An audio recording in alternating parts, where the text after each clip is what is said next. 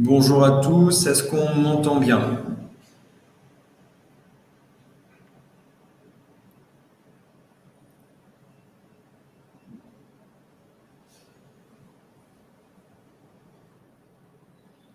Bon, a priori c'est bon. Ok, alors je mets temporairement la webcam pour que vous voyez un petit peu à quoi je ressemble, mais elle sera assez rapidement désactivée. On est en Guyane, la bande passante n'est pas exceptionnelle, donc on va privilégier le support et le son. Monsieur Brivet va bientôt se joindre à nous, il est en train de se connecter actuellement, donc on est sur les derniers réglages.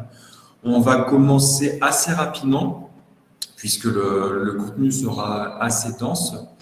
On va prévoir en deux temps, il y aura une présentation du CPF, une présentation du CEP, et on accordera un temps question à la fin.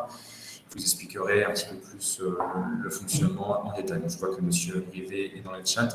Est-ce que vous avez réussi à vous connecter normalement en cliquant sur aller sur scène? Ok. Apparemment, vous êtes déjà dans la boucle.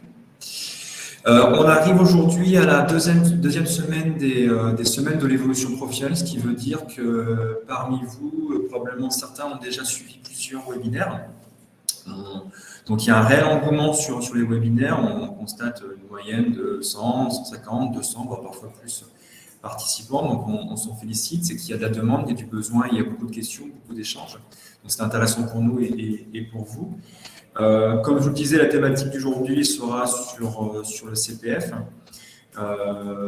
parce que le CPF concerne bien évidemment l'évolution professionnelle. Il est bien souvent partie prenante de tout projet d'évolution professionnelle. On aura l'occasion de l'aborder.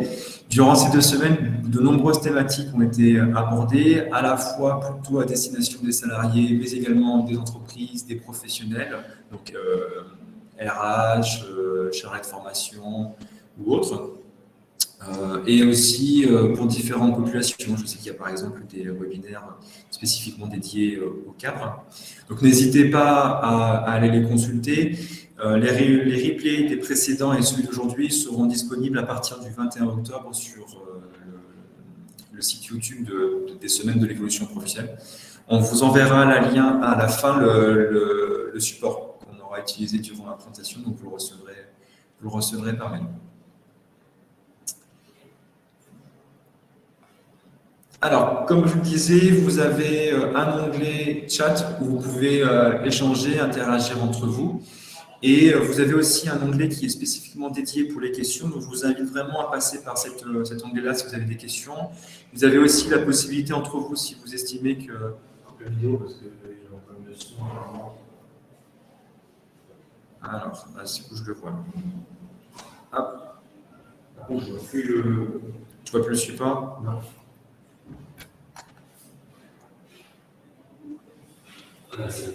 Ok, normalement tu peux voir le support. Ok, désolé pour cet aparté. Donc comme je disais, vous avez un onglet spécifiquement dédié pour les questions. Vous avez aussi la possibilité entre vous de voter pour faire remonter les questions si vous estimez qu'elles sont importantes. Et comme je vous le disais, on prendra un temps à la fin pour répondre à vos questions. Donc n'hésitez pas à les poser. Les semaines de l'évolution professionnelle, c'est un événement qui dure sur 2 semaines. On est sur la 3e édition cette année. Il réunit différents opérateurs du CEP, mais pas que. Par exemple, aujourd'hui, nous co-animons avec la Caisse des dépôts et consignations, donc M. Privé qui aura l'occasion de se présenter. Vous avez donc d'autres opérateurs CEP, donc l'APEC, le réseau EVA, Groupement Évolution, BGE Guyane. Il y a de l'écho. Ah, il y a de l'écho. On me dit qu'il y a de l'écho. Alors, on va voir si c'est mieux. Il y aura peut-être comme ça. Vous me dites si c'est mieux. Événement 100% digital, gratuit et accessible. Comme je vous le disais, vous aurez les replays à partir du 21 octobre. Ok, super, on me dit que c'est mieux, tant mieux.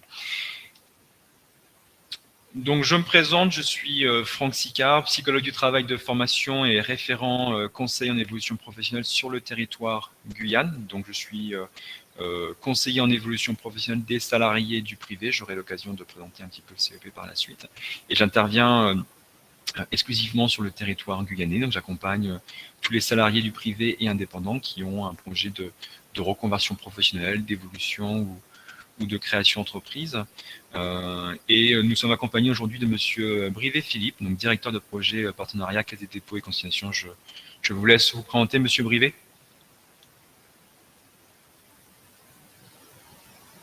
Alors, je ne sais pas si...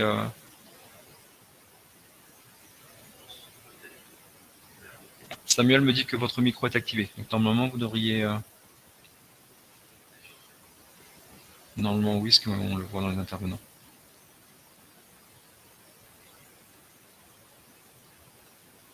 Alors. Non, on ne vous entend pas, Monsieur Brivet.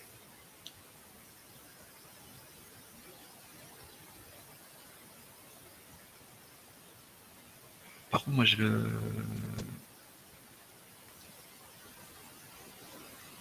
Hop, il a quitté. Vous avez normalement dans la barre en dessous, vous avez la possibilité de gérer le micro et la caméra.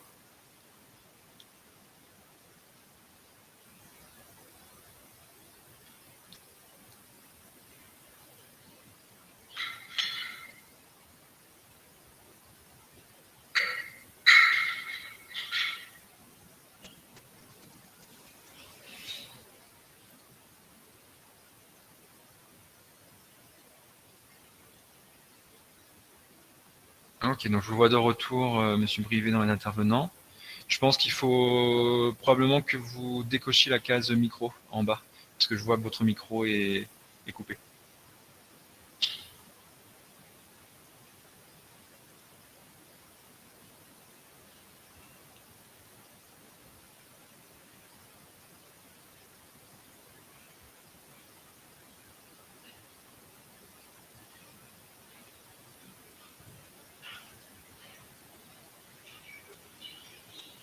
Oui. Bon, c'est les petits couacs du début de lancement. Ça arrive. Ouais. Sinon, est-ce que vous souhaitez, Monsieur Brivet, que je commence la présentation? Et dès que vous aurez réglé le problème du micro, je vous laisserai le relais.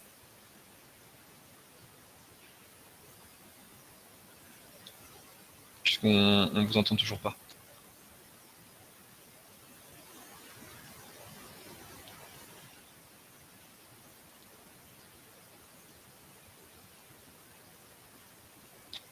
Il m'est impossible d'activer le micro. Ok.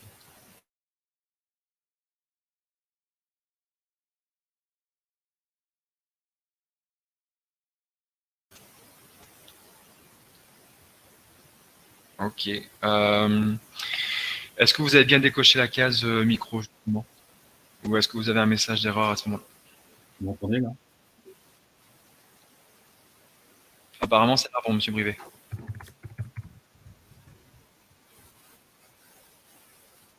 Vous pas?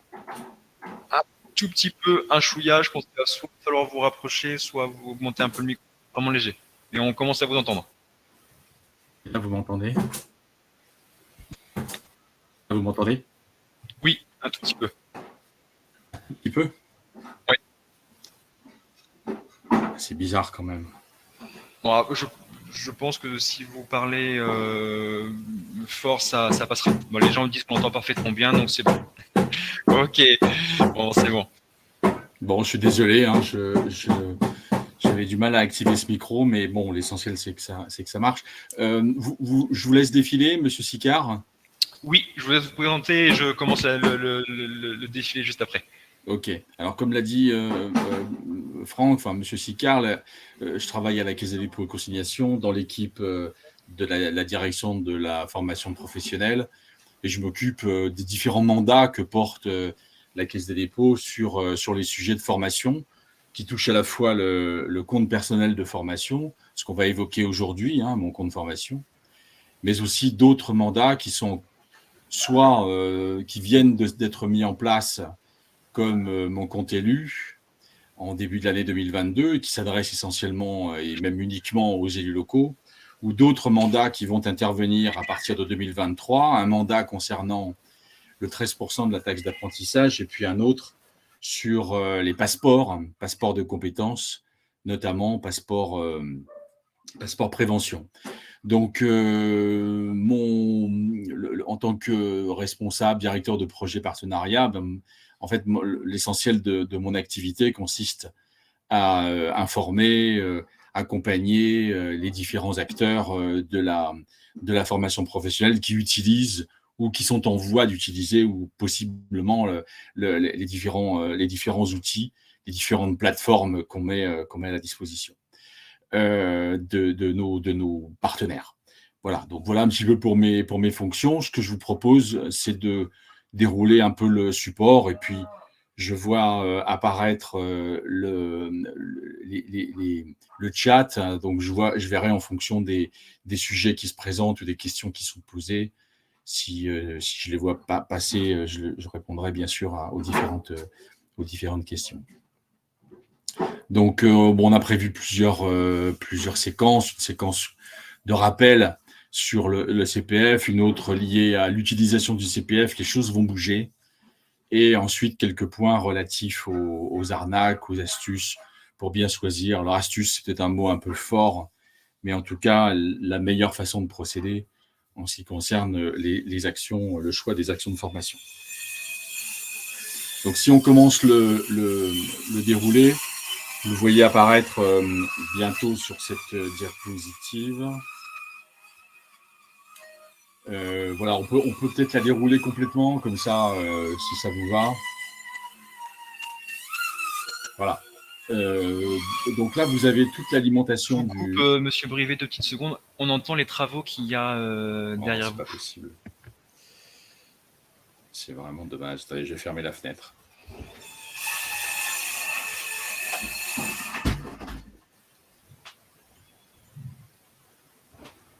Voilà. Je vais peut-être baisser un petit peu le micro, ça devrait jouer aussi. Oui. Si vous m'entendez mieux là. Bon, donc sur cette diapositive, vous avez les données relatives à l'alimentation des comptes CPF de l'ensemble de la population française. Ça touche 38,8 millions de personnes qui sont alimentées.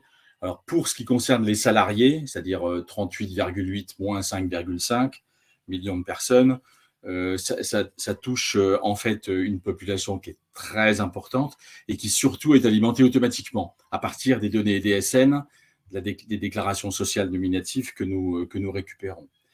Là, sur cette diapositive, vous avez, j'allais dire, une sorte de synthèse. Il y a des choses un petit peu... il y a des particularités qui ne sont pas incluses sur cette diapositive, mais grosso modo, un salarié qui travaille au moins à mi-temps à 500 € par an dans la limite de 5 000 et une personne qui est soit en situation de handicap, soit considérée comme salarié moins qualifié, touche 300 € de plus.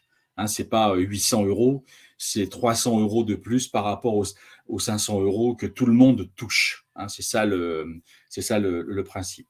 Je vois apparaître une question sur les demandeurs d'emploi. Les demandeurs d'emploi ne touchent rien, ils ne sont pas en activité. Mais ils peuvent utiliser bien sûr leur CPF, mais comme ils ne travaillent pas, ils ne sont pas alimentés. Un petit bandeau tout en bas avec une petite torche qui... on est passé un petit peu vite, pardon, qui précise que c'est important de vérifier le niveau de diplôme et la situation de travailleur handicapé de la personne, parce que pour verser les 300 € aux salariés moins qualifiés, c'est-à-dire aux salariés qui sont en situation infrabac, qui sont enfin c'est ça les salariés moins qualifiés, c'est ceux qui sont infrabac, ou si un travailleur handicapé veut bénéficier des 300 € supplémentaires, il doit se déclarer sur notre plateforme. Donc, il n'y a pas on n'a pas d'informations liées à ces deux statuts sur la DSN, qui nous permet automatiquement d'aller engager les 300 € supplémentaires. Les 300 € supplémentaires sont engagés par simple déclaration.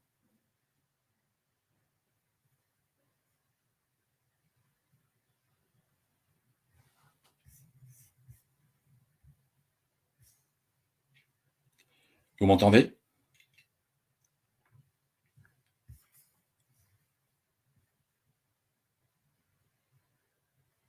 Moi, j'ai perdu les diapositives. Alors, je ne sais pas si vous voyez quelque chose. Ah, ça y est, je les ai retrouvées. Donc, si on passe à la diapositive suivante. Donc, pour les formations éligibles, vous avez sur cette diapositive la totalité des formations qui sont éligibles actuellement.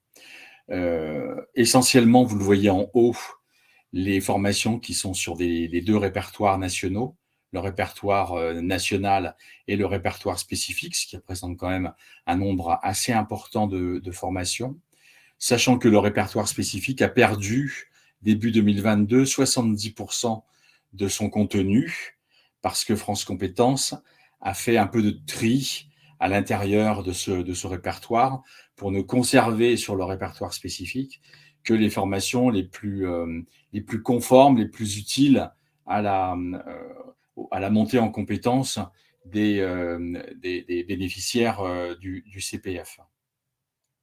Sur les autres formations qui sont éligibles, comme l'accompagnement VAE, vous avez vu qu'il y a une réforme en cours sur le sujet qui va élargir le champ de la VAE, permettre, c'est quelque chose que le gouvernement souhaite prolonger et un peu développer dans des proportions que vous avez sans doute constatées. Cet accompagnement VAE est éligible, bien évidemment, au CPF, y compris sur la partie jury.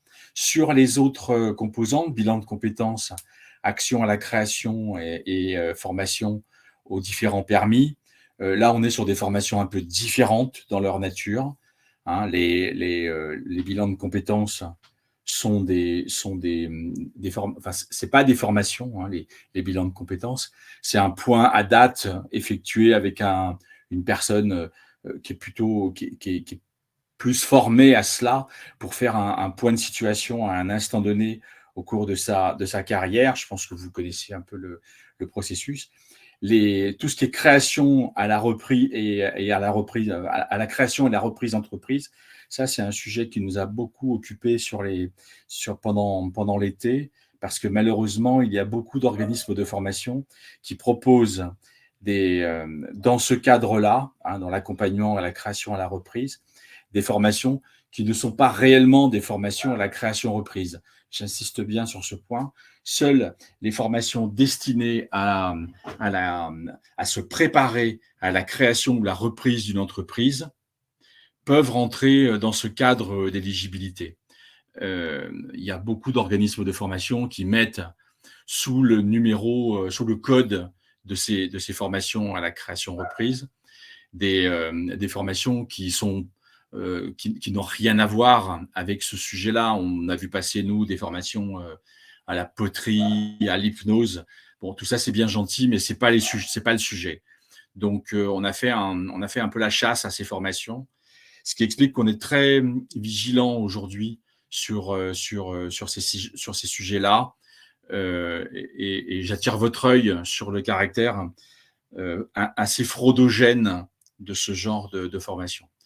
Pour les permis de conduire, tous les permis de conduire sont éligibles à l'exception du permis moto, parce qu'on considère que c'est un permis tourisme, enfin pour faire du tourisme, c'est un permis sportif éventuellement, mais c'est pas un permis qui permet de trouver ou de conserver son travail. Bon, ça c'est une décision qui relève des pouvoirs publics. Donc voilà pour les formations éligibles. On va passer, si vous le voulez bien, à un sujet un petit peu différent sur la diapositive suivante. Donc je la laisse s'afficher en totalité si Franck le veut bien. Merci. Donc là, vous avez une question qui nous est quelquefois posée concernant la possibilité pour une personne d'utiliser son CPF soit hors temps de travail, soit sur son temps de travail. Hors temps de travail, une personne n'a besoin d'aucune autorisation pour pouvoir mobiliser son CPF et acheter des formations en ligne en utilisant ses droits pour le faire. Hors temps de travail, chacun fait ce qu'il veut. Dès lors que les formations ont lieu sur temps de travail, il est obligatoire d'avoir évidemment une autorisation d'absence de la part de son employeur. On ne peut pas imaginer une autre situation. Et sur la partie droite de cette diapositive, vous avez les conditions dans lesquelles les employeurs réagissent ou agissent et les délais qui existent pour obtenir une autorisation d'absence. Attention, la plateforme CPF est utilisée pour acheter des formations en ligne, pour choisir une date de formation, la valider, et ça nous permet aussi de payer l'organisme de formation en bout de chaîne. Par contre, la gestion de l'autorisation d'absence ne figure pas sur le workflow de notre application. C'est à part le salarié qui souhaite se former sur temps de travail doit gérer l'autorisation d'absence auprès de son employeur de manière distincte par rapport à la plateforme. Je rappelle enfin ce qui est marqué sur la partie gauche en bas de cette diapositive. Seuls les frais pédagogiques sont pris en charge par les droits CPF. Quand on dit frais pédagogiques, ça couvre aussi le passage de la certification ou le passage du diplôme ou du passage du jury quand c'est une VAE, donc une validation des acquis de l'expérience. Mais ça ne prend pas en charge les frais annexes que sont la rémunération, l'hébergement, le transport ou la restauration. Ça, c'est indépendant des droits CPF. On ne peut pas utiliser les droits CPF pour ça. Donc, voilà pour le sujet. Ensuite, à la diapositive suivante,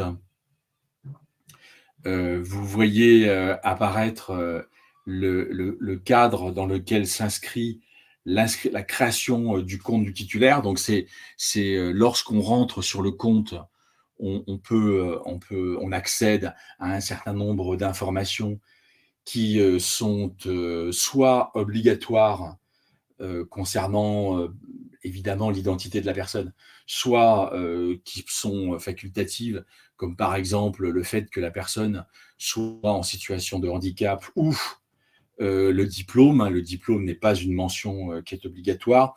Moi, je conseille toujours, et il faut toujours conseiller aux titulaires d'intégrer le maximum d'informations, mais vous savez aussi que les personnes, par exemple, qui sont en situation de handicap, quelquefois ne le déclarent même pas à leur employeur, donc ils ne le mettent pas non plus sur la plateforme CPF, qui pourtant est une plateforme personnelle, qui n'est pas accessible à leur employeur. Donc ça, c'est les fonctions, j'allais dire, assez classiques, qui permettent de rentrer de saisir les principales données de création de mon compte de formation. À la page suivante, vous avez les modes d'accès, les modes de connexion sur la plateforme. Alors aujourd'hui, et jusqu'au 25 octobre prochain, cela fonctionne de la façon qui est indiquée sur cette diapositive, c'est-à-dire qu'en fait, on peut, et c'est ce qu'on conseille, nous, de s'identifier avec l'outil qui s'appelle France Connect. France Connect permet d'utiliser des codes qu'on utilise par ailleurs sur d'autres plateformes digitales de nature, utilisées par des acteurs État. C'est le cas, par exemple, quand on va payer ses impôts, ou quand on va aller sur son compte Amélie, ou quand on va se connecter, si on est à la MSA, aller chercher des informations sur ces remboursements ou les paiements MSA. Ça permet aussi d'aller chercher des informations du côté de la banque postale, du côté de la Poste et de la banque postale. Bon, c'est des choses qui vont, alors c'est des choses qui vont évoluer. À partir du 25 octobre prochain, c'est-à-dire dans une semaine environ, la Caisse des dépôts va mettre en place une connexion renforcée en utilisant ce qu'on appelle France Connect Plus, qui nécessite pour les titulaires de disposer d'une identité numérique. Alors, c'est un peu plus compliqué, mais pour nous, c'est beaucoup plus sécure pour une raison simple, c'est qu'on a malheureusement beaucoup de personnes qui se font piller leur compte, même aujourd'hui. Et là, avec avec France Connect Plus, on sera certain que la personne qui achète la formation n'est pas quelqu'un qui achète pour le compte d'une autre, mais bien la personne qui correspond à l'identité numérique de celle-ci. Et pour nous, c'est fondamental. Parce qu'on a malheureusement, avec les cas de fraude que vous connaissez, qu'on évoquera plus loin, on a beaucoup de situations compliquées à gérer. En l'occurrence, c'est ça qu'on cherche à éviter à travers cette application, cette nouvelle, cette connexion renforcée. Alors par contre, et ça je m'adresse à des gens qui sont sur le terrain et qui comprennent ça très bien, par contre, passer par France Connect Plus va nécessiter un peu de manipulation numérique. Alors, pas des manipulations énormes, mais pour pouvoir récupérer son identité numérique, ça prend un peu de temps. Il faut être un peu familier des applications de smartphone.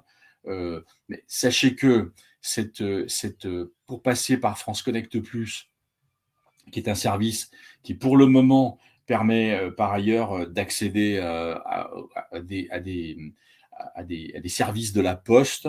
La Poste va mettre en place des solutions qui vont permettre le contournement des contraintes digitales qui peuvent être posées à des personnes qui sont peut-être un petit peu loin de ces sujets digitaux, en tout cas qui ont peut-être un peu plus de mal que les autres à pouvoir se connecter en utilisant l'identité numérique.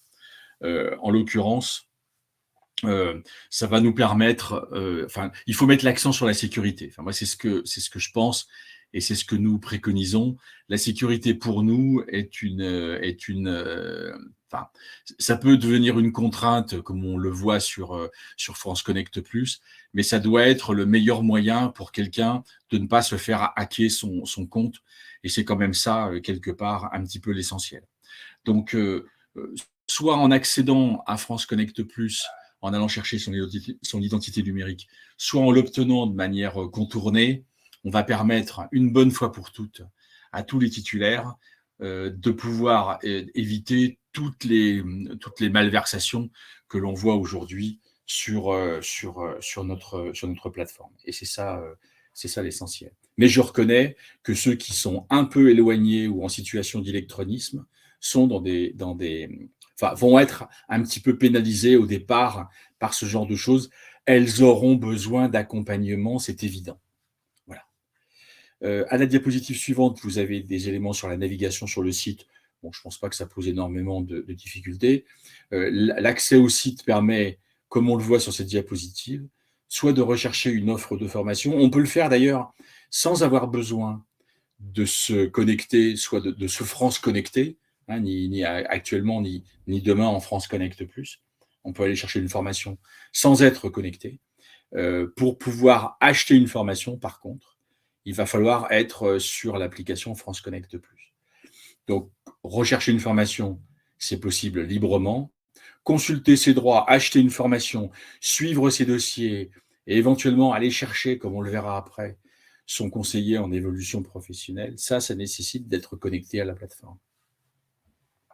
Voilà pour cette diapositive qui est assez générique en fait, qui permet cet accès. Alors, une fois que la personne est connectée, elle peut, par un système de moteur de recherche, aller consulter des formations en triant selon le prix, selon le nom de l'organisme, selon l'importance de la formation, la nature de la formation,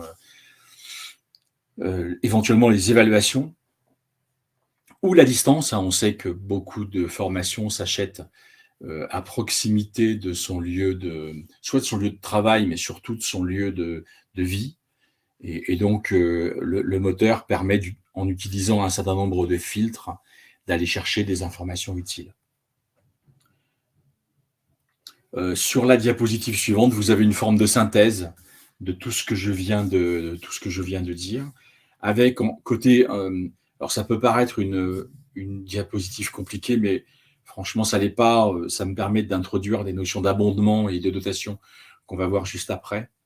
En bas, vous avez sur les deux lignes horizontales les deux acteurs de la plateforme, c'est-à-dire les organismes de formation tout en bas et les titulaires. Un titulaire, c'est un stagiaire, un apprenant qui veut acheter une formation. Bon, c'est à eux que s'adresse la plateforme. Donc, juste en saumon, vous avez donc l'organisme de formation titulaire. Et puis, sur les différents cartouches qui vont de la gauche vers la droite, vous avez les différentes étapes que peuvent suivre un organisme de formation pour proposer une formation en ligne ou un titulaire pour acheter une formation. Vous voyez apparaître en troisième étage de la fusée les financeurs. Et c'est là que c'est intéressant, on va y revenir sur les diapositives suivantes, mais les financeurs de la formation professionnelle, que sont Pôle emploi, les conseils régionaux, éventuellement les conseils départementaux, l'AGFIP un jour, les OPCO, les branches, les entreprises, enfin bref, un nombre important de financeurs peuvent aller sur le CPF d'un titulaire, on va voir comment ensuite, pour aller compléter les droits dont dispose ce titulaire lorsqu'ils sont insuffisants pour acheter une formation. Parce qu'une formation, quelquefois, ça coûte cher, ça coûte même très cher. Et vous l'avez vu, les formations, elles sont plafonnées. 5 000 €, 8 000 €, pas plus. Bon. Dans un certain nombre de cas, ça ne suffit pas. Et puis, de surcroît, les personnes qui ont le plus besoin de formation sont peut-être des personnes qui n'ont pas le maximum, le plafond de droits accessibles sur leur CPF. Donc, il faut pouvoir les compléter, ces droits. Et pour compléter ces droits, les titulaires peuvent utiliser notre plateforme pour verser soit des dotations, soit des abondements qui vont permettre de solvabiliser le projet de formation d'un titulaire. Un titulaire qui peut être, par exemple, un demandeur d'emploi ou un salarié qui a envie de se reconvertir dans un métier en tension. Enfin, vous voyez, il peut y avoir différents cas de figure. Donc, les droits se rechargent automatiquement chaque année. Les dotations et les abondements sont ponctuels. C'est-à-dire que les dotations et les abondements ne sont possibles que lorsqu'un financeur décide de les verser. Le jour où il décide de ne plus les verser, ils ne sont plus accessibles. Enfin, dans le cockpit tout en haut du 4e étage de la fusée apparaissent les conseils en évolution professionnelle. Pourquoi ? Parce que les conseillers en évolution professionnelle ne peuvent pas intervenir aujourd'hui sur la plateforme CPF, mais ils sont géolocalisables à partir de notre plateforme. C'est-à-dire qu'un titulaire peut, en allant sur la plateforme, rechercher le conseiller en évolution professionnelle qui est le plus proche de chez lui et quelque part dont il dépend, enfin, si j'ose dire. Le verbe n'est pas bon, mais vous voyez un peu l'idée générale. Donc, les 4 acteurs qui sont à gauche en saumon apparaissent sur notre plateforme. Et là, vous avez un peu le fonctionnement de l'ensemble de l'écosystème qui vous est présenté sur cette diapositive qui, franchement, n'est pas très... Elle est un peu chargée, mais elle n'est pas très compliquée. Sur la diapositive suivante, vous avez les problématiques de dotation et d'abondement. Alors, vu de manière un peu générique. Alors, tout est un peu mélangé, mais en fait, moi, je me concentrerai sur 3 choses. À gauche, vous voyez apparaître l'employeur. Vous voyez un petit cartouche bleu qui apparaît juste en dessous de vous pouvez également étudier les possibilités d'abondement et vous voyez apparaître l'employeur. L'employeur, depuis le mois de septembre 2020, depuis le 3 septembre 2020 très exactement, peut à tout moment verser par dotation de l'argent sur le CPF d'un de ses salariés. Il lui suffit d'aller sur son compte Net Entreprise, de se référencer et d'envoyer à la Caisse des dépôts le nom de son salarié, son numéro de sécurité sociale, plus le montant qu'il veut attribuer à ce salarié et dans les jours qui suivent ce versement, la part dotation, la Caisse des dépôts va alimenter le compte, le CPF du titulaire. Ce qui permettra au titulaire d'acheter une formation pour laquelle il lui manque de l'argent. Ça signifie que préalablement, bien sûr, il faut que le titulaire négocie avec son employeur. Mais si la formation intéresse l'employeur, celui-ci peut aider son salarié à acheter cette formation. Alors le seul bémol que je mettrai à cette pratique, c'est qu'un employeur qui verse une dotation ne peut pas suivre l'utilisation de celle-ci par le titulaire. C'est-à-dire que si le titulaire est allé voir son employeur pour une formation, je dis n'importe quoi, pour une formation en bureautique sur lequel l'employeur est d'accord pour l'accompagner et que finalement il achète une formation en espagnol, l'employeur ne pourra pas le vérifier et nous, on ne pourra pas le contrôler. Ça, c'est le seul bémol de la dotation. Elle est quand même utilisée par un nombre assez important d'entreprises. Il y a pas mal d'entreprises qui utilisent cette perspective, mais elle est encore pas très connue par rapport au nombre d'entreprises qui existent aujourd'hui. Ensuite, sur la partie droite, vous voyez apparaître deux acteurs. Alors, je laisse de côté la CNAM, l'assurance maladie, pour lequel ça concerne une population assez réduite, qui existe, on est d'accord, mais c'est quand même une population assez réduite. Et même si le montant est significatif, ce n'est pas là où je voulais principalement venir. Mais les demandeurs d'emploi, systématiquement, lorsqu'il leur manque de l'argent pour acheter une formation, pour se reconvertir ou pour retrouver un travail, peuvent bénéficier d'un abondement de Pôle emploi. Il suffit qu'ils cochent au moment où ils s'inscrivent sur la formation, et s'il leur manque de l'argent, il suffit qu'ils cochent « Je demande un abondement Pôle emploi » pour que l'abondement Pôle emploi soit demandé. Et après, c'est Pôle emploi qui décide si oui ou non il verse l'abondement. Bon, là, c'est un abondement dédié à une formation. Pôle emploi, ça représente un volume d'actions de formation abondées par Pôle emploi qui est considérable chaque année, mais vraiment considérable. Alors, grosso modo, la question, il y a une question que peut-être vous pouvez me poser auquel je réponds par anticipation. Est-ce que Pôle emploi refuse quelquefois l'abondement à un demandeur d'emploi? Réponse oui. Dans environ 40% des cas, il refuse. Pourquoi il refuse?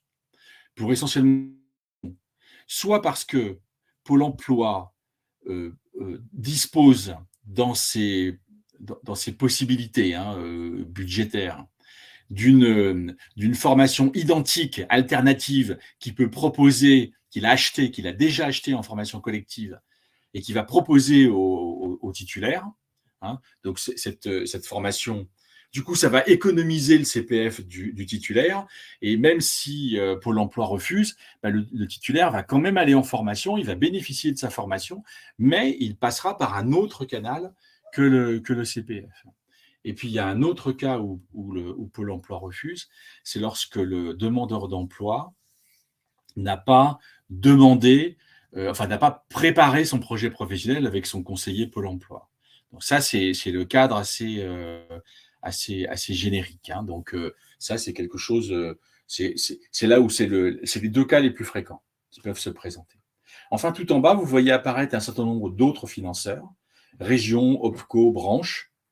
Alors ça, c'est ce qu'on appelle des abondements automatisés qui sont mis en place. Ce n'est pas des abondements pour lesquels les régions, les OPCO ou les branches donnent apportent une décision. En fait, les régions, les OPCO et les branches nous donnent des critères. Par exemple, les demandeurs d'emploi de plus de 26 ans sur tel ou tel type de formation et dans telle et telle région. Bon, et une fois qu'on a les critères, on les met en équation et automatiquement, c'est pour ça qu'on parle d'abondement automatique. Si vous regardez bien en bas, vous voyez cette notion d'abondement automatique. Automatiquement, la plateforme va verser, va ouvrir la possibilité au titulaire de recevoir cette aide au financement. Voilà. Et ça fonctionne très bien. Il y a 4 régions qui aujourd'hui l'utilisent, bientôt 6. Hein, les régions concernées, c'est Hauts-de-France, Pays de la Loire, Bourgogne-Franche-Comté, et puis Occitanie. Occitanie va sans doute changer son fusil d'épaule parce qu'il ne travaillait que sur les salariés de l'aéronautique. Donc c'est un circuit c'est des critères un petit peu fermés, mais je pense que ça va s'ouvrir dans le futur. Puis il y a 2 nouvelles régions qui vont arriver, c'est Guadeloupe et Nouvelle-Aquitaine à la fin de l'année. Et puis vous avez des OPCO qui sont déjà présents. Vous avez Uniformation, vous avez l'AFDAS, vous avez un certain nombre d'OPCO qui sont présents sur la plateforme, et des branches professionnelles, branches des intermittents par exemple. Et toutes les branches, tous les OPCO, toutes les régions peuvent potentiellement utiliser cette possibilité d'abonder le compte des titulaires. Voilà pour cette diapositive. À la diapositive suivante, vous avez aussi, vous le voyez apparaître, mais là c'est plus particulier, c'est alors les versements volontaires qui sont à gauche, je les ai évoqués sur la diapositive précédente. Là, ça permet à un salarié de recevoir une dotation soit en relation, soit sans relation avec un projet de formation. C'est comme si l'employeur versait une prime. Au lieu de verser une prime, il verse un montant CPF de plus à ses salariés. Il peut verser à tous ses salariés 100, 200, 300, 400, 500 euros supplémentaires. Ça, c'est une possibilité. Et il y a sur la droite un certain nombre de dotations qui sont plus liées à des sanctions. Donc, on appelle ça les versements subis. Subis par qui? Par les employeurs. C'est essentiellement lorsqu'il y a des procédures de licenciement dans le cadre d'un accord de performance collective, où là, tous les salariés vont toucher 3 000 € en plus de leurs droits, au-delà même du plafond, et des droits correctifs de 3 000 € si les entreprises n'ont pas fait les entretiens professionnels qui sont obligatoires dans le cadre du Code du travail. Voilà, ça, c'est des dotations supplémentaires. Alors, j'ai conscience du fait que c'est peut-être un petit peu compliqué, ces processus, mais c'est les processus qui permettent vraiment de faire le plus de choses et d'avoir l'impact le plus fort sur le projet de formation du titulaire. Je laisse la parole à Franck pour la suite de l'opération, enfin de la présentation. Merci Philippe. On a déjà répondu à quelques-unes des questions, mais du coup, si tu veux, Philippe, tu peux voir les quelques questions qui ont été posées dans la partie questions pour y répondre à l'écrit, le temps que j'aborde la suite sur ma partie un peu plus CEP. Donc, il y a déjà eu pas mal de questions. Certains sujets ont déjà été abordés peut-être un peu au début, donc vous pourriez aussi, comme je disais un peu plus tôt, réassister au replay de la présentation. Donc on va prendre l'exemple de Pierre, 26 ans, chargé de communication au sein d'un grand groupe. Il souhaite acquérir de nouvelles compétences dans un secteur qui l'intéresse particulièrement, la création de vidéos pour le web. Donc il m'arrive assez régulièrement d'être sollicité par des personnes qui ont eu mes coordonnées via le site du CPF et qui ont en effet des questions par rapport à leur projet. Certains ont déjà bien identifié la formation et d'autres au contraire c'est plus flou, et c'est là où entre en jeu le CEP. Donc Pierre adore créer de petites vidéos sur le plan perso, ça le passionne. Il aimerait en revanche acquérir de vraies compétences professionnelles pour optimiser ses créations, mais aussi pouvoir s'en servir au travail. La dernière mention est importante, parce que d'ailleurs Monsieur Brivet l'a évoqué, un employeur va appuyer un projet de formation, le financement d'une formation, s'il y trouve quelque part aussi son compte. Bon, il y a des employeurs qui sont altruistes, mais ce n'est hélas pas non plus courant.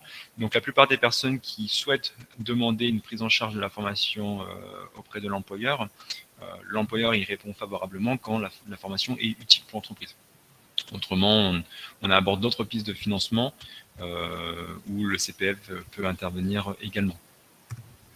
Donc le conseiller en évolution professionnelle dans ce cadre-là va identifier les compétences à acquérir au regard de l'objectif de Pierre, va sélectionner plusieurs offres de formation éligibles au CPF, va comparer les différentes formations pour voir celle qui correspond le mieux au projet de Pierre. Donc les comparer, ça va être autant sur le rythme de formation, si on est sur du distanciel, présentiel, mais aussi sur le contenu. Donc voir un petit peu qu'est-ce qui scie le plus à la situation et au projet de Pierre.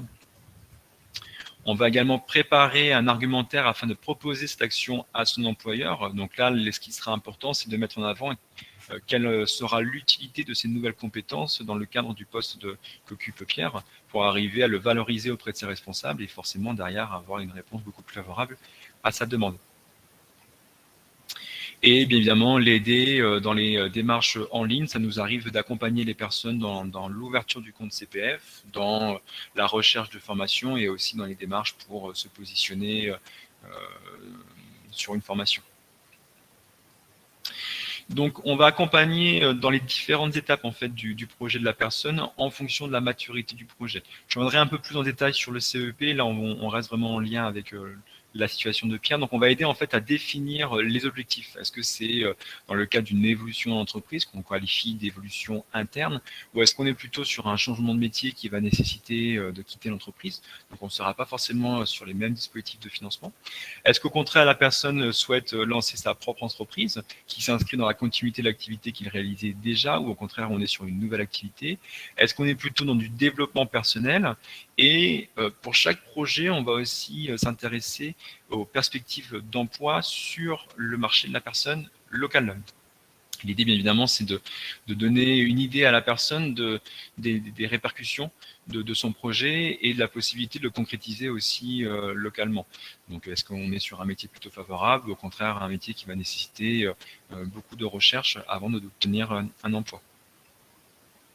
On va l'aider à analyser les objectifs et les modalités de la formation. Donc, quelles sont les conséquences, les compétences que je souhaite acquérir? Quel est le contenu de la formation? Quelle est la certification délivrée? Quel est le niveau aussi de formation? La durée? Quelle cohérence avec l'objectif initial? Est-ce qu'on est sur du présentiel, distanciel, un mix des deux? Si on est sur du distanciel, est-ce qu'il va suivre le rythme de la métropole? Donc ça, c'est une question qui est assez courante pour des territoires ultramarins comme la Guyane, où on se pose la question du distanciel. Est-ce qu'on est sur un rythme hexagonal, enfin hexagone, ou au contraire, on est sur le rythme distanciel à suivre les formations en cours du soir ou les week-ends, et les modalités de suivi. Donc on va vraiment essayer d'amener la personne à avoir une vision globale de son projet, mais également aussi de voir les différentes spécificités de son projet pour éviter les obstacles, pour arriver à les surmonter au fur et à mesure, pour l'aider justement à concrétiser ce projet. Donc on va aussi, et ça c'est important, très important, quand on fait une recherche de formation, on va l'aider aussi à aborder la qualité de la formation, notamment la réputation et la qualité des contenus. Quand vous faites des recherches directement sur Google, vous allez avoir énormément d'informations qui vont apparaître, vous allez avoir beaucoup d'organismes qui seront spontanément proposés, et le sérieux de ces organismes n'est pas toujours au rendez-vous, hélas. Il y a des structures qui sont réputées, qui proposent régulièrement des formations en présentiel ou en distanciel. Donc, on a connaissance un petit peu des grandes structures qui proposent des formations de qualité. Et il y a aussi, hélas, des noms qui reviennent de temps en temps sur des formations de moins bonne qualité, où le sérieux n'est pas au rendez-vous. Donc, on amène la personne à se questionner sur ces aspects-là, justement, pour qu'elle puisse se lancer dans une formation qui lui sera utile. L'idée, c'est pas non plus de simplement suivre une formation pour suivre une formation, il faut aussi qu'elle en retire un développement des compétences, un bénéfice pour elle. Donc on va aussi l'aider à définir ses critères de choix et les comparer, donc lister les priorités. Alors donner des points, on ne le fait pas forcément systématiquement, mais l'idée, on va vraiment travailler sur le projet et les sacrifices que peut impliquer la concrétisation de ce projet. Ça, c'est un aspect qui est souvent, hélas, pas abordé quand on se lance sur une formation, mais ça peut être un sacrifice financier, parce que comme M. Brivet l'a évoqué, le CPF ne suffit pas toujours pour financer une formation. Dans certains cas, des structures peuvent intervenir en complément pour cofinancer la formation, mais ce n'est pas systématiquement le cas. Et dans certains cas, il peut y avoir la nécessité de prendre en charge toute ou partie, hélas, des frais de formation, des frais pédagogiques. Mais également, quand l'employeur n'est pas partie prenante du projet, on essaie de voir les différentes possibilités qui vont parfois nécessiter de quitter son activité. Donc, est-ce que la personne est prête à quitter son poste pour se lancer dans une formation avec un risque derrière, c'est qu'à la fin d'une période de chômage, d'une période d'inscription à Pôle emploi, à la fin de la formation, elle n'est pas directement un emploi. Qui dit inscription à Pôle emploi dit également baisse des revenus. Donc voilà, on essaye d'amener la personne à avoir vraiment une vision d'ensemble de son projet et de prendre conscience des différentes répercussions. Donc je l'ai évoqué à l'instant sur l'aspect financier, mais également aussi sur la sphère personnelle. Suivre une formation en parallèle d'une activité salariée, c'est très chronophage, c'est très énergivore. Et ça a des répercussions importantes sur la vie de famille. Donc c'est important dans ces cas-là, par exemple, qu'il y ait un soutien familial assez important, que chacun ait bien conscience du nouveau projet qui est lancé et des répercussions sur la sphère familiale, personnelle et potentiellement aussi de la nouvelle réorganisation familiale. C'est ce qui permet à la personne d'augmenter ses chances d'aller au bout de la formation. Si vous n'avez pas le soutien de votre compagne, de votre compagnon, ça va être forcément plus compliqué d'aller au bout de ce projet. On amène aussi, alors c'est pas systématiquement le cas, mais quand on estime que le projet manque d'informations, on va généralement amener la personne à faire un premier niveau d'enquête sur les différents sites internet. Vous en avez des sites qui donnent beaucoup d'informations sur les métiers comme ONICEP par exemple, mais aussi le site de l'APEC, parfois les sites de Pôle emploi. Enfin bref, vous avez beaucoup de sites qui donnent beaucoup d'informations. Et parfois, il peut manquer aussi un petit peu la vision terrain. Alors, de plus en plus, avec les outils comme YouTube, on assiste à des interviews, des présentations in situ des métiers, mais rien ne remplace aussi l'échange avec un professionnel qui va pouvoir vous donner une idée concrète du métier au quotidien, de la semaine type, de la journée type, des avantages et inconvénients du métier et aussi de comment il est exercé sur le territoire, comment il est exercé dans telle entreprise. Donc ça vous donne une vision beaucoup plus fine du métier et ça réduit les décalages qu'il peut y avoir entre les représentations d'un métier et ce qu'il est réellement sur le terrain. Et c'est ce qu'on va justement chercher à faire dans le cadre du CEP, c'est d'amener la personne à avoir une vision la plus concrète possible du métier pour ne pas qu'il y ait de déception derrière et de décrochage professionnel. L'idée, c'est que quand on s'embarque sur une formation, on est généralement rapidement sur plusieurs mois de formation, surtout quand on est sur une reconversion importante, un changement de métier, donc on est généralement sur des formations de 8 à 10 mois minimum, et derrière des recherches d'emploi pour occuper un nouveau métier. Donc on est rapidement sur un projet qui va prendre une année, donc il est important de vraiment se questionner au préalable sur le nouveau métier et comment il est réellement sur le terrain. Donc on accompagne la personne dans ces différentes étapes. Donc M. Brivet l'a évoqué sur les arnaques au CPF. Elles sont très très courantes, très très importantes. Je reçois régulièrement des personnes au téléphone qui me disent justement qui ont été démarchées. Moi-même, j'ai été démarché pas plus tard qu'il y a une semaine. Donc le discours est bien rodé, le discours se veut professionnel et rassurant, mais à aucun moment ne faites confiance au démarchage téléphonique. Donc les signes suspicieux, donc c'est l'organisme qui fait le démarchage par téléphone, donc jamais le CPF ou l'État passe par téléphone. Un organisme de formation qui démarche par téléphone, c'est pas forcément un très bon signe non plus. Généralement, les organismes de formation ont suffisamment de demandes en direct pour pas avoir besoin de prospecter, ou alors ils vont faire des communications générales sur différents canaux, parfois avec Pôle emploi pour informer d'une session qui s'ouvre, mais ils ne vont pas forcément vous appeler individuellement pour vous proposer la formation. Donc différents signes, donc l'organisme vous prévient que votre solde de CPF va expirer, c'est faux. L'organisme vous propose de créer votre CPF par téléphone, jamais. Clairement jamais. Si jamais vous souhaitez être accompagné dans la création de l'ouverture de recompte CPF, contactez un CEP et faites-le en présentiel dans son bureau.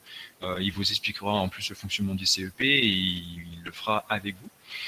L'organisme propose une attestation de formation au lieu de la certification. Donc les formations éligibles au CPF amènent lieu à une certification. Donc c'est une confusion assez importante. Une attestation de formation n'a pas la même légitimité, la même reconnaissance sur le marché du travail qu'une certification, bien évidemment.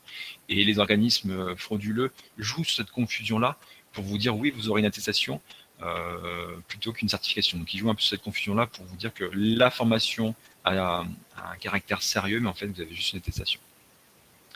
L'organisme propose des offres courtes, moins de 7 heures, une formation qui nécessite un développement des compétences, moins de 7 heures, ou alors on est vraiment sur quelque chose de très spécifique et on est sur un développement des compétences professionnelles d'un métier que vous exercez déjà. Dans ce cas-là, on peut être sur des formations courtes qui vont vous amener des connaissances supplémentaires.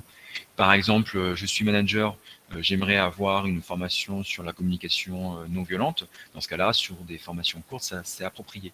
Mais une formation qui va nécessiter d'apprendre un nouveau métier, comme je vous disais auparavant, on est vraiment sur plusieurs mois de formation généralement. L'organisme demande vos identifiants CPF. Jamais vous donnez vos identifiants CPF, jamais vous donnez votre numéro de sécurité sociale. Si vous le donnez, c'est uniquement à des conseillers en évolution professionnelle et en face à face dans leur bureau, après avoir trouvé leurs coordonnées sur le site que je vous donnerai un peu après.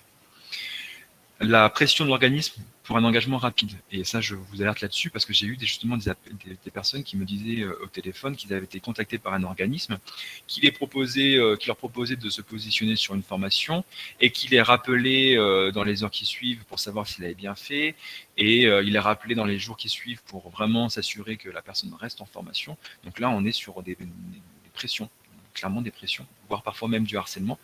Donc voilà, c'est quelques signes qui doivent vous mettre la puce à l'oreille. On est clairement sur de la fraude, de l'arnaque.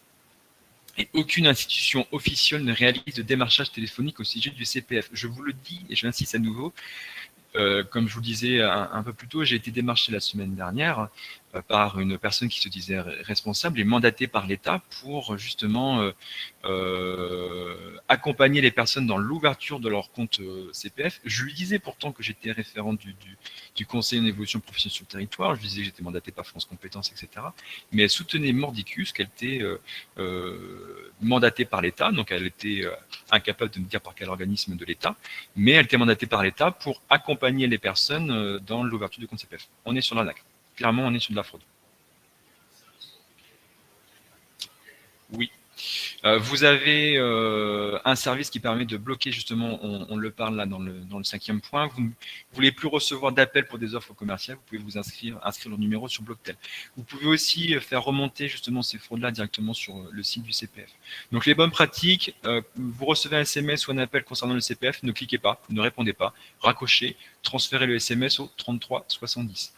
Vous recevez un mail vous invitant à consulter vos droits de CPF, ne cliquez pas, ne répondez pas. Ne partagez jamais vos données personnelles. Elles pourraient être utilisées à des fins frauduleuses. Généralement, ils vous demandent votre numéro de sécurité sociale. Mais parfois, et c'était le cas justement en l'occurrence de l'appel de la semaine dernière, ils avaient mon nom de famille.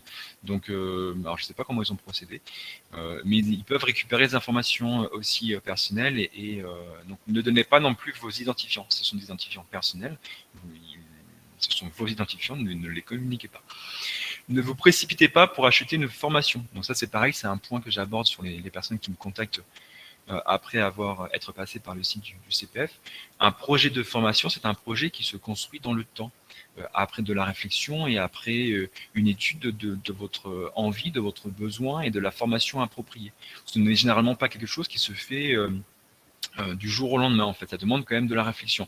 Donc, si on vous propose une formation au téléphone, n'acceptez pas. Si jamais vous êtes intéressé par le contenu de la formation, soit vous faites des recherches en parallèle, soit vous contactez un CEP pour voir si jamais cette formation, ce contenu de formation vous intéresse, voir s'il est approprié, adapté à votre projet de formation et voir si on est réellement sur un positionnement pertinent et motivé ou si on est sur une pulsion un peu ponctuelle et consommatrice liée à une démarche frauduleuse.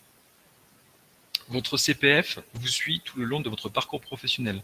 Il est utilisable tout le long de votre vie active, que vous soyez salarié, indépendant, inscrit à Pôle emploi. Donc, à aucun moment, il va disparaître.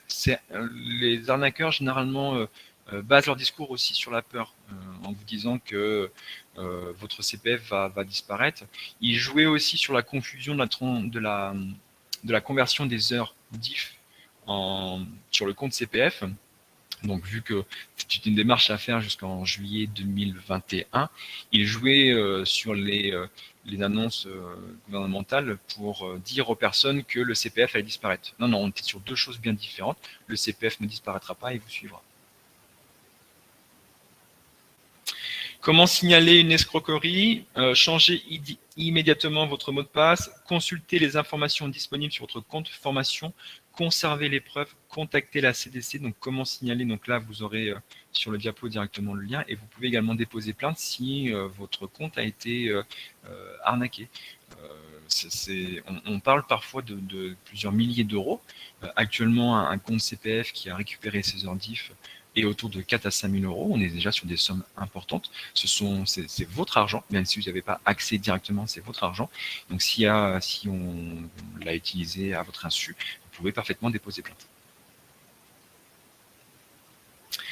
Là, je vais vous présenter un petit peu plus, en particulier le CEP, mais de manière très rapide, parce que je l'ai déjà évoqué. Ouais, je l'ai déjà évoqué dans les grandes lignes un petit peu le contenu. Ce qu'il faut surtout retenir sur le CEP, c'est que c'est un service entièrement gratuit qui dépend de l'État. On est mandaté par France Compétences en ce qui concerne les salariés du privé. C'est un service qui est toujours confidentiel. À aucun moment vos responsables ou vos collègues sont informés, sauf s'il est nécessaire de les mettre dans la boucle pour concrétiser un projet de formation, notamment quand on est sur un projet de formation d'évolution interne qui nécessiterait que l'employeur cofinance le projet en faisant une notation volontaire, forcément il faut mettre l'employeur dans la boucle. C'est un service qui est neutre et impartial. Nous ne sommes pas là pour juger votre projet. On vous accompagne quel qu'il soit. En revanche, on va vous alerter des différents risques, obstacles que vous allez rencontrer, les différents sacrifices que vous allez peut-être devoir accepter dans le cadre de votre projet. Retenez le site que vous avez en bas à gauche, donc mon-du6cep.org. Sur ce site, vous avez les différents opérateurs CEP que je vais présenter rapidement juste après. Vous pourrez voir à quel opérateur CEP vous êtes rattaché et le plus proche de chez vous. Vous pourrez voir celui qui est mandaté par l'État pour vous accompagner. Très rapidement, vous avez 5 opérateurs CEP. Il y en a 4 qui ne changent pas, quelle que soit la région. Le 5e, l'opérateur du privé et d'indépendant, change d'une région à l'autre et il est mandaté par France Compétences. En l'occurrence, en Guyane, c'est la BGE qui s'en occupe, mais en Martinique, c'est Axis. Et vous avez Antea, Groupement Évolution, Axis le fait aussi sur d'autres territoires. Bref, vous avez différents opérateurs, quelle que soit la région, pour le privé. Mais pour les autres régions, vous aurez toujours Pôle emploi qui va accompagner les demandeurs d'emploi, l'APEC qui va accompagner les cadres, Bac+3, Bac+5. Les cadres qui sont présents ont dû remarquer sur leur bulletin de salaire que vous cotisez pour l'APEC, donc ils peuvent vous accompagner dans vos projets. Vous avez également la mission locale qui accompagne les jeunes de moins de 26 ans et Cap Emploi qui accompagne les personnes en situation de handicap. Donc ce sont les 5 opérateurs CEP qui peuvent vous accompagner en fonction de votre statut et de votre projet. Nous, si jamais vous vous trompez, on vous redirige vers l'opérateur approprié, il n'y a pas de souci. Et comme je vous disais un peu plus tôt, via le site mon-du6cep.org, vous aurez l'opérateur approprié à votre situation et le plus proche de chez vous. Je ne reviens pas sur le rôle du CEP, on l'a abordé en filigrane durant la présentation. Là, ce sont les différentes thématiques que l'on peut aborder. Pareil, je l'ai évoqué un petit peu à travers l'exemple de Pierre. On est dans tout type d'évolution professionnelle, dans du développement de compétences, dans la reconversion, donc changement de métier. On aide également à la création d'entreprises, à la passation de certifications, notamment certification CLEA, mais également dans la mobilité interne et externe. Mobilité interne, c'est quand on souhaite rester par exemple dans l'entreprise. Je suis assistant de direction d'un service, je souhaite devenir assistant de direction d'un autre service. Ou ça peut être une mobilité externe, je suis infirmière en EHPAD, je souhaite devenir infirmière en milieu hospitalier. Comment je peux concrétiser cette conversion professionnelle? Donc voilà, on intervient vraiment sur différents types d'évolutions. La liste n'est pas exhaustive, c'est quelques thématiques.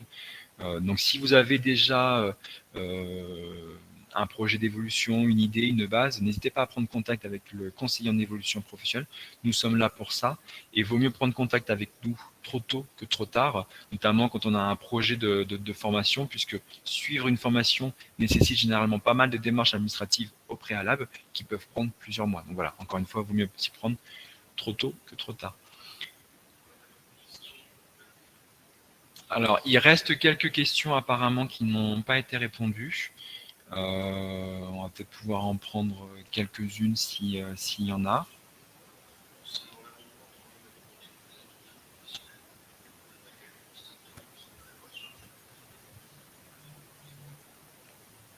Alors, tu me disais, c'était quelle question?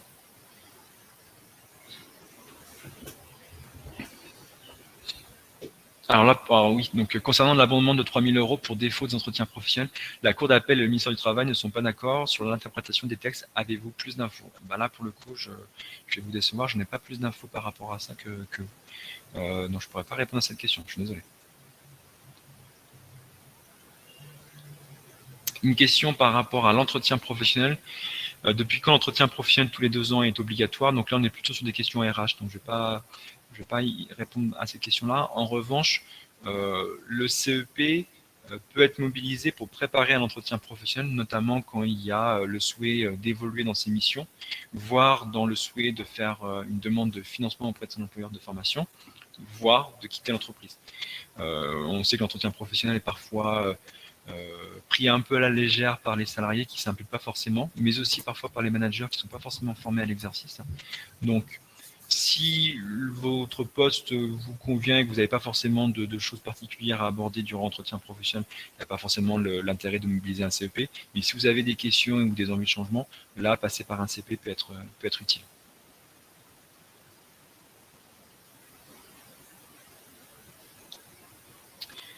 Est-ce que vous souhaitez ajouter quelque chose, Monsieur Brivet? Écoutez, moi, je n'ai pas non plus beaucoup plus de précision sur les points sur lesquels on est vraiment sur des réponses RH. Je suis un peu comme vous, je n'ai pas plus d'éléments. Par contre, alors, il y avait une question aussi sur la situation des fonctionnaires. J'avais cru répondre, mais peut-être que je me suis mal pris ou je n'ai pas appuyé sur le bon bouton. Je crois qu'il y avait un cas de figure qui était présenté disant qu'il y avait un traitement différencié entre les fonctionnaires et les salariés dans une entreprise. C'est vrai que nous, à la Caisse des dépôts, par exemple, on a aussi le cas de figure. On a des salariés et des fonctionnaires. Les fonctionnaires c'est pas qu'ils sont moins bien traités, mais comme vous le savez, les fonctionnaires ont toujours des comptes en heures et non pas en euros. Et ce qui signifie qu'en fait, ils sont restés dans l'ancien système d'avant 2018. Ils sont toujours tributaires du budget dont disposent les services RH pour payer les formations qu'ils souhaitent que les fonctionnaires souhaitent faire en utilisant leurs droits CPF. Leurs droits CPF sont des heures, c'est pas des euros, donc ils ne peuvent pas acheter de formation sur la plateforme. Et il arrive très fréquemment qu'un salarié dans une entreprise, à la Caisse des dépôts par exemple, puisse obtenir la possibilité de faire une formation en utilisant ses droits CPF, ou qu'il le fait tout seul hors temps de travail, alors qu'un fonctionnaire ne peut pas faire ça. Il ne peut pas utiliser ses heures CPF hors temps de travail. Ces heures CPF, il ne peut les utiliser qu'avec l'accord de l'employeur. Ce qui fait qu'il y a une distorsion qui existe, et effectivement, entre salariés et fonctionnaires. Et ça existera tant que la loi traitera de manière différente les salariés des fonctionnaires. Et jusqu'à preuve du contraire, moi, je n'ai aucune information sur un éventuel passage demain des fonctionnaires en euros. À mon sens, le CPF en euros est uniquement associé aux salariés parce qu'on considère, alors c'est un peu théorique ce que je vais vous dire, mais c'est aussi un peu politique. On considère que ceux qui ont besoin de se former pour acquérir des compétences qu'ils n'ont pas pour se reconvertir, ce n'est pas les fonctionnaires qui ont une sécurité de l'emploi, mais c'est plus les salariés qui n'en ont pas. Voilà la logique du législateur. Et là, s'il faut changer les choses, il faut aller voir les parlementaires. Je ne sais pas si j'ai été clair, mais c'est un peu ça l'idée. Et en effet, je reçois beaucoup donc, en tant que CEP, j'accompagne les salariés du privé, mais bien évidemment, je reçois beaucoup d'appels aussi de fonctionnaires. Donc en effet, il y a plusieurs cas de figure. Le fonctionnaire peut avoir un compteur en heures, parfois un compteur en heures et en euros s'il a eu une activité dans le privé. C'est jamais simple de convertir ce compteur d'heures en euros, parce que ça nécessite en effet l'accord généralement des responsables. Les personnes n'ont pas forcément toujours envie de mettre les responsables dans la boucle. Les responsables ne sont pas forcément non plus toujours formés sur ces thématiques-là, voire n'ont pas toujours l'information de qui en interne peut accompagner. Normalement, les fonctionnaires ont accès à des conseillers mobilité carrière en fonction du type de fonctionnaire qu'ils sont, mais les services RH n'ont pas toujours cette information-là. Donc c'est vrai que pour un fonctionnaire qui souhaite suivre une formation, voire se reconvertir, c'est plus compliqué, c'est généralement plus délicat de mobiliser le fonctionnaire et enfin le CPF. Donc c'est vrai que c'est généralement je dis aux fonctionnaires de s'armer de patience et de persévérance, parce que là on est sur une bascule du compteur en heures en euros qui parfois se fait qu'une à 2 fois dans l'année suivant les services. Alors, donc, attention, si je peux me permettre, Franck, je peux me permettre, il y a deux choses. Il y a le fonctionnaire qui a fait toute sa carrière dans la fonction publique et qui n'a que des heures. Oui. Celui-là, de toute façon, il devra voir avec son service RH. Et il ne peut pas se passer de demander l'autorisation de son service RH pour pouvoir utiliser ses heures. Il ne peut pas. Parce que de toute façon, au bout du bout, c'est le budget de son administration qui va payer. Ce n'est pas France Compétences. Pour les salariés, c'est de l'argent qui vient des entreprises, qui descend par les URSSAF, qui tombe chez France Compétences, qui est versé à la caisse. Ce n'est pas du tout le même canal de financement pour les fonctionnaires. Pour les fonctionnaires, c'est le budget de l'administration qui joue. Donc c'est elle qui décide. Et c'est pour ça qu'elle est souveraine. Elle peut très bien dire oui à un salarié sur l'utilisation de ses euros, parce que ce n'est pas elle qui paye. Si par exemple une administration a des salariés, la Caisse des dépôts a des salariés, si elle dit oui à un salarié, c'est son CPF qui va payer, c'est France Compétences. Si c'est un fonctionnaire, c'est elle, administration, la Caisse des dépôts en l'occurrence, qu'on peut assimiler à l'administration puisque c'est un établissement public, et là c'est son budget qui va payer, c'est pas pareil. C'est pas pareil pour l'administration, hein. C'est pas la même poche financière. Après, il y a l'autre sujet, c'est ce que vous avez évoqué très bien, c'est la portabilité du CPF. Un CPF est portable tout au long de sa vie et il ne meurt que le jour où on liquide, entre guillemets, hein, que le jour où on liquide ses droits CPF. Voilà. Et ce jour-là, le CPF n'est plus accessible. On ne peut plus acheter avec son CPF. Mais jusqu'à la liquidation de ses droits à la retraite, on a le droit d'utiliser son CPF. On peut même l'utiliser la veille de sa liquidation des droits pour acheter une formation qui va démarrer après. Ce n'est pas un problème. Mais il faut le faire avant de partir. Enfin, dernière chose, si un fonctionnaire a des euros sur son compteur parce qu'il a travaillé dans le privé, il peut les convertir. Et là, il n'a pas besoin de le demander à personne. Mais attention, il ne peut les convertir que dans le sens de sa situation actuelle. Il est fonctionnaire, il a travaillé dans le privé, il peut convertir ses euros en heures. Mais après, il devra aller voir son administration pour les utiliser, hein. Donc, de toute façon, il est coincé. Et si, par contre, il part de l'administration vers le privé, là, il va pouvoir convertir toutes ses heures en euros au taux de 15 € de l'heure.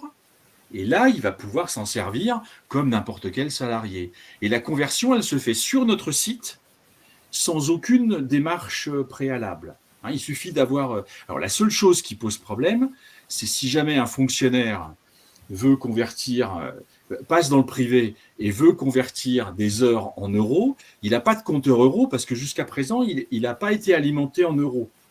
Il va falloir qu'il attende de récupérer des droits en euros l'année suivante pour pouvoir ensuite faire la conversion de ces heures en euros. Là, je ne sais pas si j'ai été très clair, mais un fonctionnaire qui passe dans le privé, il faut qu'il attende un petit peu pour pouvoir faire sa conversion, parce que son compteur en euros n'existe pas. Alors, si jamais il en a besoin tout de suite, il faut qu'il appelle la Caisse des dépôts. Et là, la Caisse des dépôts va lui ouvrir son compteur en euros. Bon, voilà, c'est un peu compliqué, mais c'est ça l'idée générale, fonctionnaire salarié. Du coup, vous avez répondu en même temps à une question par rapport au CPF et à la retraite sur ce qu'il pouvait être, le CPF pouvait être utilisé une fois qu'on est à la retraite. Vous avez répondu en même temps à cette question. Voilà. Alors, quelquefois, on a des retraités qui nous disent qu'ils voient encore leur compteur CPF. Ça arrive qu'il y a un temps de latence. Nous, on n'a pas l'information tout de suite. Pour fermer les compteurs, on n'a pas l'information tout de suite. Donc, il peut y avoir un petit temps de latence entre la liquidation des droits et la fermeture du compteur. Il arrive quelquefois qu'un retraité puisse acheter une formation. Bon, voilà. Il y a un petit peu de, ouais, il y a un petit temps de latence, quoi. Voilà, je sais pas comment le dire autrement. On a répondu à une bonne partie des questions. Comme je le disais un peu tout au long de cette présentation, le replay sera disponible à partir du 20 octobre. Donc de ce webinaire, mais également de tous les webinaires qui ont eu lieu durant ces 2 semaines. Merci pour votre écoute, merci pour vos questions, c'est ce qui rend l'échange beaucoup plus interactif. Merci à vous, Monsieur Brivet, d'avoir été aussi avec nous pour présenter la partie CPF. Pas de souci. Merci à tout le monde. Merci des questions. Bonne soirée à vous. Merci.